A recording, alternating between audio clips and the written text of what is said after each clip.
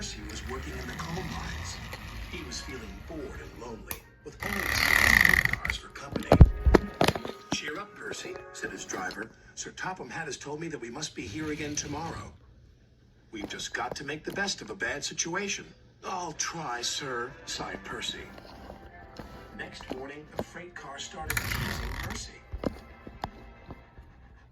Percy, green and small, he's no use to us at all. Around the yards he'll puff and blow, but on the hills he's oh so slow. Be quiet. Then he took the freight cars to the coal hopper to be loaded up. Percy still felt glum as he puffed up to the top of the hill. He parked his freight cars and then set off back down to the mines.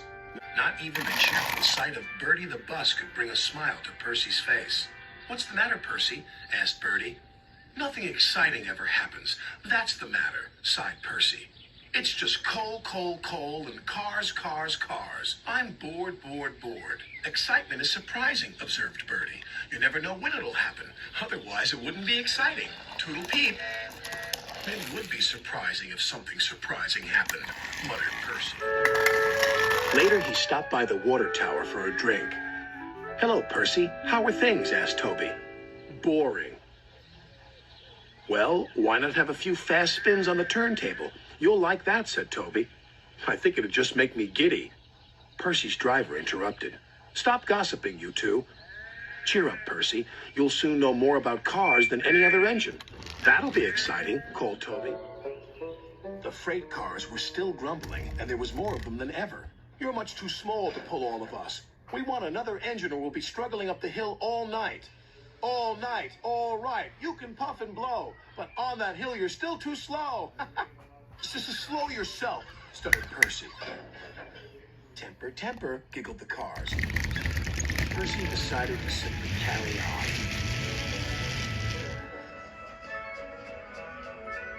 "Go to it, Percy," shouted the driver.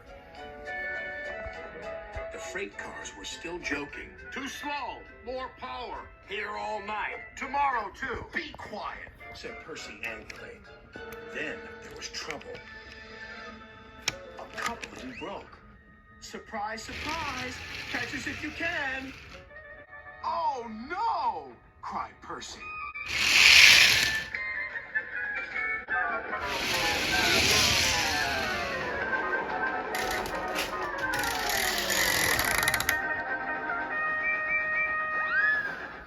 Percy's driver told the signalman, and the yard foreman told Sir Topham Hatt what was happening. "They're heading for the big hill. It'll slow them down, but they may roll back again, right into the village.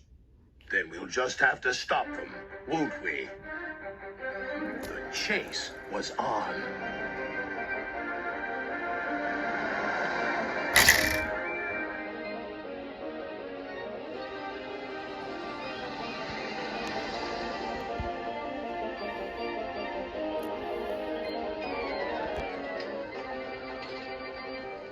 As they approached the hill, they overtook the freight cars. Sir Topham Hatt and Bertie screeched to a halt and waited for them near the top.